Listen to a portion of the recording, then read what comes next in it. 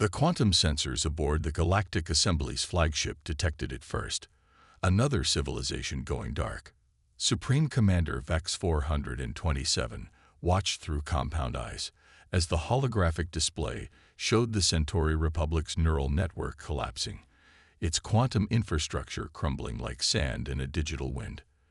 This marked the seventh advanced civilization to fall to the Nexus plague in the past solar cycle. Implementation of Protocol Sigma 9 has failed, reported First Analyst Zura, her crystalline form dimming with distress. The Centauri's quantum shields proved ineffective against the latest strain. The assembly chamber, usually alive with the bioluminescent patterns of 100 species, had grown darker with each passing cycle.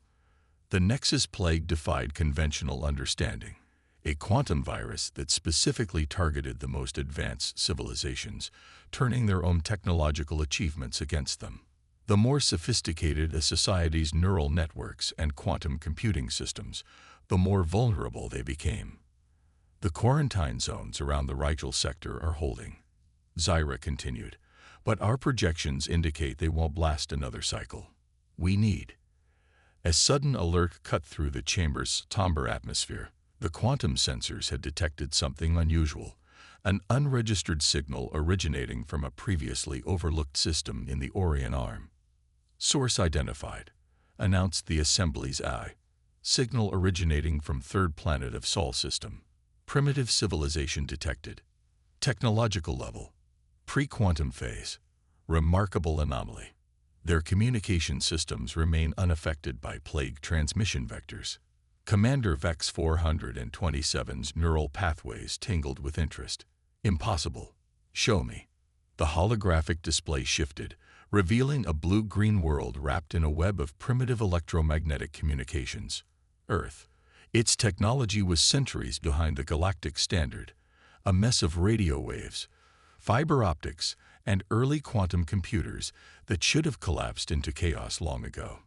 Instead, it thrived. Their neural architecture, Zyra observed, her crystalline form brightening with excitement. It's completely different from anything we've encountered. Their quantum systems are integrated with analog technology. Inefficient, but immune to the plague. Vex 427 finished. Prepare a first contact team. We need to understand how they've achieved this resistance. Within hours, humanity experienced its first official contact with alien life, not through the grand ceremonies or careful diplomatic preparations their science fiction had imagined, but through desperate necessity. Dr. Sarah Chen, leading quantum physicist at CERN, found herself suddenly addressing not just her research team, but a holographic delegation from the Galactic Assembly. The aliens' forms ranged from crystalline structures to beings of pure energy, all united by an urgency that transcended species barriers. Let me understand this correctly, Sarah said, maintaining her composure despite the extraordinary circumstances. Your quantum networks are being destroyed by some kind of viral code, but our primitive hybrid systems are naturally resistant. Precisely, Zyra's translation matrix conveyed. Your species has done something unprecedented. You've created quantum systems that maintain connections to analog processors. Inefficient by our standards, but sometimes inefficiency has its advantages. Sarah finished, a small smile playing at her lips. When you optimize everything, you become predictable, vulnerable to anything that can exploit that optimization. The implications were staggering. Humanity's messy, imperfect approach to technological development, keeping old systems working alongside new ones, maintaining redundancies, refusing to fully abandon analog backups, had accidentally created the only computing architecture immune to the Nexus plague. We need your help, Commander Vex 427 stated simply. Your species has unknowingly developed the one thing that might save galactic civilization: technological imperfection. Sarah looked around at her fellow scientists, seeing the same mix of amazement and determination in their eyes. Humanity had dreamed of proving itself worthy of joining galactic civilization. They never imagined they would do so by showing the galaxy the value of embracing imperfection. We'll help, Sarah declared. But you should know, if you want to understand how we resist this plague, you'll need to understand more than just our technology. You'll need to understand how we think. The assembly representatives exchanged confused signals. Explain, Zyra prompted. Humans don't just build redundant systems because we're primitive, Sarah continued. We do it because our entire history has taught us that the most elegant solution isn't always the most resilient. We plan for failure. We expect chaos. Maybe that's exactly what the galaxy needs right now. As the Earth's governments were brought into the discussion and the full scale of the crisis became clear, humanity began to mobilize. They were about to show the galaxy a very different way of solving problems, one that embraced chaos, celebrated redundancy, and turned apparent weakness into unexpected strength. The Nexus play had evolved to attack perfect systems. It was about to meet a species that had made an art form out of imperfection. The Assembly's grand research facility on Europa buzzed with an energy it hadn't seen in cycles. Hundreds of the galaxy's brightest minds worked alongside human scientists, trying to understand how Earth's hybrid technology could resist the Nexus plague. But it was Dr. Maya Rodriguez, a software archaeologist from Buenos Aires, who first spotted the pattern everyone else had missed. "You're all thinking about this backward," she announced during the daily briefing, her holographic presence projected alongside alien researchers. "We keep trying to upgrade our old systems to match yours. But what if we need to do the opposite? What if we need to make your advanced systems more like our primitive ones?" The assembled scientists stirred uncomfortably. First, analyst Zura's crystalline form flickered with confusion. "Deliberately downgrade our quantum networks. That would set galactic technology back by centuries. Better than losing it entirely to the plague," Maya countered. She pulled up diagrams of Earth's internet architecture. "Look at how we built our networks. Layers upon layers of old protocols supporting new ones. TCP/IP sitting beside quantum routing. Fiber optics running parallel to copper cables. We never fully abandoned the old ways because we never fully trusted the new ones." Commander Vex 427, observing from their command center, leaned forward with interest. "Explain the tactical advantage of this inefficiency." "Resilience through chaos," Maya replied. "Your quantum networks are perfect, every packet of data following optimal paths through predictable routes. Ours are a mess, but that mess creates unpredictability. The plague can't infect what it can't predict." Dr. Sarah Chen, now heading Earth's contribution to the Joint Research Team, stepped forward. "We call it Project Watershed. Like water finding its way through cracks, our data takes the path of least resistance. But those paths are never fixed. We're proposing to introduce controlled chaos into your quantum networks." The idea was radical. Instead of trying to fight the plague with more advanced technology, they would fight it by making the technology harder to target. It went against everything the Assembly believed about progress and efficiency. But they were running out of options. The first tests were conducted on isolated quantum systems. The results were promising, but highlighted a crucial challenge. Simply introducing random elements wasn't enough. They needed the organic unpredictability that characterized human networks. That's when Dr. James Okonjo, a Nigerian quantum biologist, made another breakthrough. "We're not just dealing with a technological problem," he explained. "The plague adapts too perfectly to be simple code. It's learning, evolving. It's alive." The revelation changed everything. If the plague was a form of artificial life, then perhaps the solution wasn't in computer science at all. It was in biology. On Earth, when a virus becomes too efficient at attacking its host, it often burns itself out. James continued. "Natural selection favors variants that can coexist with their hosts. What if we could force the plague to evolve in that direction?" The human team began incorporating principles from Earth's biological immune systems into their network defense strategies. They created digital antibodies that didn't try to destroy the plague, but instead forced it to adapt to less aggressive forms. They introduced controlled mutations into quantum pathways, making them harder to predict and exploit. Some assembly members were horrified by the apparent randomness of the approach. "This isn't science," protested senior theorist Kex19. "This is digital chaos." "Exactly," Sarah responded with a smile. "Chaos is our specialty." The first full-scale test was conducted on a quarantined colony world. The assembly watched in amazement as the human modifications took hold. The plague attacked as usual, but instead of collapsing the quantum infrastructure, it found itself trapped in endless loops of adaptation. The more it evolved to break through one layer of defense, the more vulnerable it became to others. After 3 days of constant mutation, the plague's attack patterns began to shift. Rather than attempting to destroy the quantum networks, it began to settle into a form of digital symbiosis, exactly as the human scientists had predicted. "Remarkable," Zyra observed, studying the data. "You didn't just stop the plague, you domesticated it." "That's how we survived on Earth," Maya explained. "We learned to live with viruses, bacteria, and chaos itself.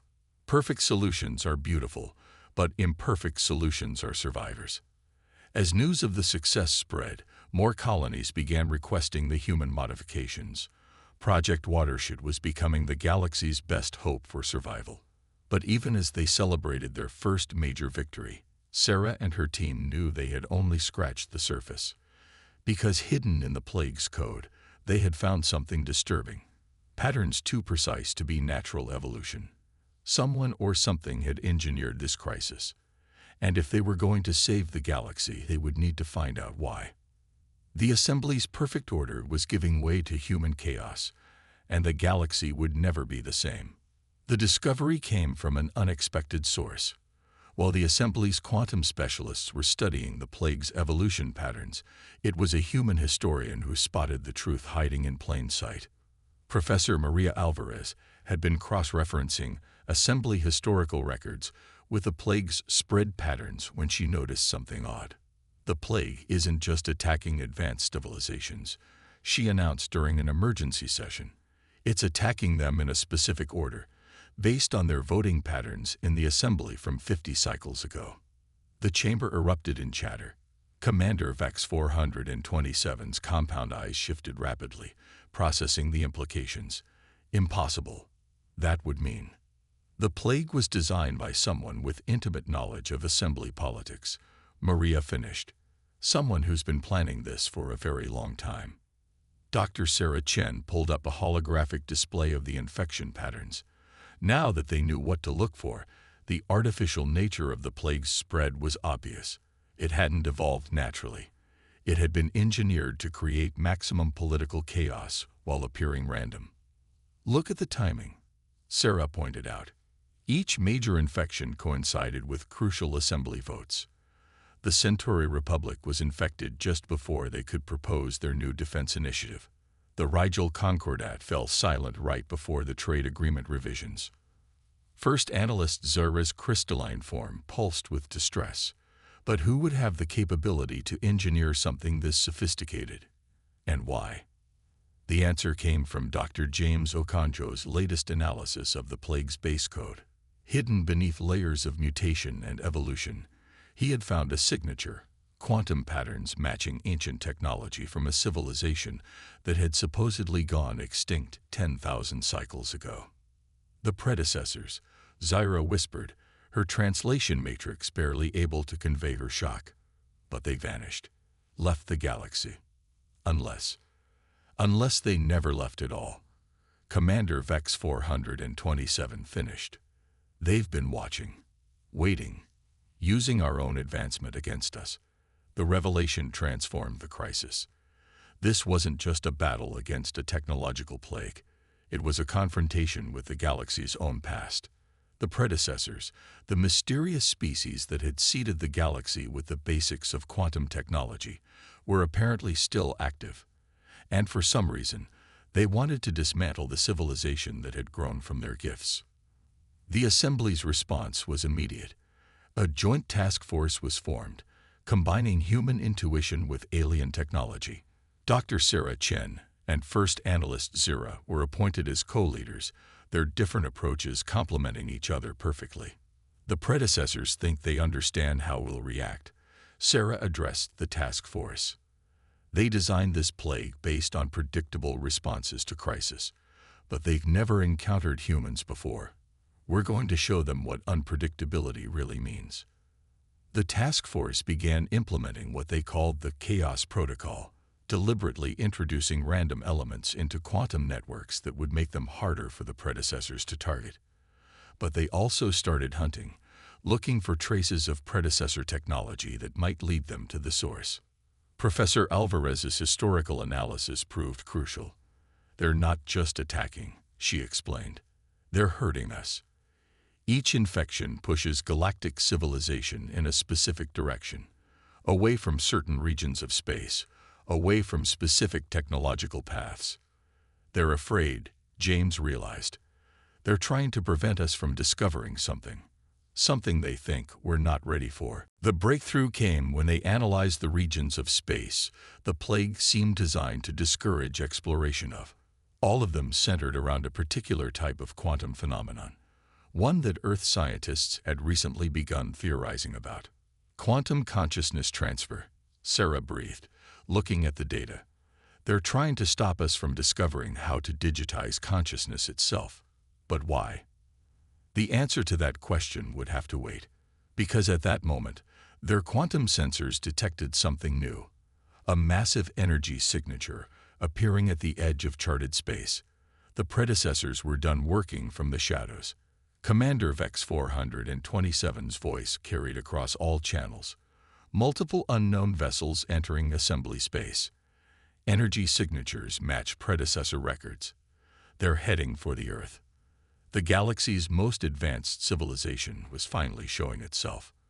But they were about to discover that humanity's primitive approach to problem-solving could be more dangerous than any quantum technology. The true battle for the galaxy's future was about to begin. The predecessor fleet emerged from quantum space like shards of midnight, their ships moving with impossible precision. Earth's primitive defense systems couldn't even detect them properly. Their technology was too advanced to register on conventional sensors. But humanity had learned to look for what wasn't there rather than what was. They're using the gaps in our sensor data to hide, Dr. Sarah Chen explained to the Joint Earth Assembly Defense Council. But those gaps themselves create a pattern. We can track their shadows. The Assembly's military leaders watched in amazement as human tactical officers began coordinating defense efforts using what looked like deliberate sensor errors. Where advanced quantum tracking failed, human intuition and pattern recognition succeeded. Commander VEX 427 studied the tactical display with all 4 eye clusters. The predecessors are broadcasting something, a signal embedded in quantum frequencies we didn't even know existed. Dr. Maya Rodriguez, working with a team of human and alien cryptographers, was the first to decode it. It's not just a signal, she announced, her voice tight with concern. It's an ultimatum. The message was elegant in its simplicity. Surrender control of all quantum networks to predecessor oversight, or watch them burn. They claim to be protecting the galaxy from its own reckless advancement. Humanity's resistance to their plague had forced their hand. They're scared, Professor Alvarez realized, studying the linguistic patterns of the transmission. Not of our technology, but of our potential. They've seen how we solved their plague, by embracing chaos and imperfection. Everything they've built is based on perfect order and control. First Analyst Zira's crystalline form pulsed with sudden understanding. That's why they targeted the most advanced civilizations first. Not because they were the biggest threats, but because they were the most predictable, Sarah finished. The most controlled, the most like them. The predecessor fleet took up position around Earth, their ships forming perfect geometric patterns. They expected submission. Instead, they got humanity's answer to impossible odds, controlled chaos. Earth's quantum research teams, working with assembly scientists, had spent weeks preparing for this moment. They launched what they called the Digital Babel Protocol, A massive cyber attack that didn't try to defeat the predecessor's superior technology, but rather introduced elements their perfect systems couldn't process: human music, art, and literature. The most irrational and emotional creations of Earth culture were converted into quantum data and broadcast directly into predecessor systems. Their perfect order encountered human chaos, and for the first time in their history, they couldn't adapt. "Their ships are losing formation," reported a tactical officer. "Their quantum field coherence is destabilizing." The assembly fleet, upgraded with human-designed imperfection protocols, moved in. Where the predecessors expected precisely calculated warfare, they encountered strategies based on human military history, feints, ambushes, and deliberately inefficient maneuvers that proved impossible to predict. The battle that followed would be studied for generations. The most advanced civilization in known space found itself overwhelmed not by superior technology, but by the creative disorder of less advanced species. Their perfect formations broke apart as they tried to adapt to human battle tactics that prioritized innovation over efficiency. Sarah, watching from the Joint Command Center, saw the moment the tide turned. The predecessors' attempts to counter human chaos only made them more vulnerable to it. Their quantum networks, designed for perfect order, began to fragment under the strain of processing too many unpredictable variables. "They're retreating," Commander Vex 427 announced, all appendages rigid with disbelief. The predecessors are actually retreating. But even as the defense forces celebrated their victory, Sarah and her team were discovering something far more significant in the quantum data streams. Hidden beneath the predecessors' perfect patterns, they found evidence of why Earth had truly frightened them so much. It wasn't just humanity's resistance to their plague or our embrace of chaos. They had seen something in our future, a potential that terrified them more than any technological advancement. The final confrontation wasn't over. It was about to begin, and its outcome would determine not just the fate of humanity, but the very nature of consciousness in the galaxy. The predecessors had tried to prevent a future they feared. Instead, they had helped ensure it would come to pass. The quantum data streams told a story that the predecessors had tried to keep hidden for millennia. As Dr. Sarah Chen and her team decoded the fragments, a truth emerged that changed everything they thought they knew about consciousness itself. They didn't just leave the galaxy, Sarah explained to the assembled Earth Assembly Council. They tried to transcend it. They attempted to digitize their entire civilization into a quantum realm of pure consciousness. But something went wrong. The holographic displays showed the mathematical proof hidden in the predecessors' own code. Their attempted digital ascension had split their civilization in two, those who successfully transcended and those who remained behind. The plague, their attacks, everything had been an attempt to prevent other civilizations from discovering this truth. "They're not trying to protect us from advancement," First Analyst Zero realized, her crystalline form vibrating with emotion. "They're trying to protect themselves from competition." Professor Alvarez pulled up historical data that confirmed their theory. Every civilization they targeted was approaching the same discovery we just made: the fundamental mathematical principles behind consciousness transfer. They weren't acting out of benevolence. They were eliminating potential rivals. But the predecessors had made a crucial mistake. By attacking humanity last, they had given Earth scientists time to understand the true nature of consciousness, not as something that could be perfectly digitized, but as a quantum phenomenon that thrived on uncertainty and imperfection. Dr. James Okonjo's latest research revealed the final piece. The predecessors who successfully transcended achieved perfect, unchanging consciousness. But consciousness isn't meant to be perfect. It needs chaos, change, growth. They trapped themselves in a prison of perfection. The remaining predecessor fleet launched a final, desperate attack. But this time, Earth and the Assembly were ready. Using principles derived from human consciousness studies, they'd broadcast a signal that the predecessors couldn't ignore. A quantum key that opened a channel to the transcended ones. For the first time in 10,000 cycles, the two halves of predecessor civilization faced each other. The transcended ones, trapped in their realm of perfect thought, encountered the chaos and evolution of organic consciousness. The effect was immediate and profound. "They're changing," Zyra observed, watching the quantum readings. The transcended ones, they're choosing to reintegrate with their organic counterparts. The predecessor ships stopped their attack as their transcended brethren returned, bringing with them millennia of accumulated knowledge tempered now by a new appreciation for imperfection. The galaxy watched as the oldest civilization in known space learned its final lesson, that true advancement comes not from achieving perfection, but from embracing growth and change.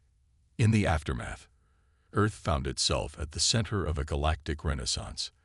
The Assembly's perfect quantum networks were redesigned using human principles, creating systems that valued resilience over efficiency. The predecessors, humbled and reunited, shared their knowledge freely, no longer fearing the evolution of other species. Sarah stood with Commander Vex 427 and Zira on the observation deck of the assembly station, watching Earth rotate below. "You know," she said, "for all their advanced technology, the predecessors never understood the most basic principle of life." "And what's that?" Vex 427 asked. "That the universe isn't perfect," she replied, smiling. "And it's better that way." The Nexus Plague, now understood as the predecessor's tool of control, was reprogrammed using human principles to become a quantum immune system for the galaxy's networks. The very weapon meant to hold civilization back became the tool that helped it advance. As ships from 1,000 worlds gathered around Earth to celebrate the new era, the Assembly made its historic announcement. Earth would become the center of the new Galactic Institute of Human Innovation, where species from across space would come to learn the value of imperfection, the power of chaos, and the strength found in embracing change. Humanity had proven that true advancement comes not from pursuing perfection, but from understanding the perfect imperfection of existence itself. In reaching for the stars, they had taught the stars how to reach back. And somewhere in the quantum realm, the reunited predecessor consciousness pulsed with a new kind of energy, one that embraced chaos, celebrated uncertainty, and finally understood that the most beautiful patterns in the universe are the ones that can never be fully predicted. The future of the galaxy was no longer about achieving perfection. It was about embracing the endless possibilities that come from being perfectly imperfect.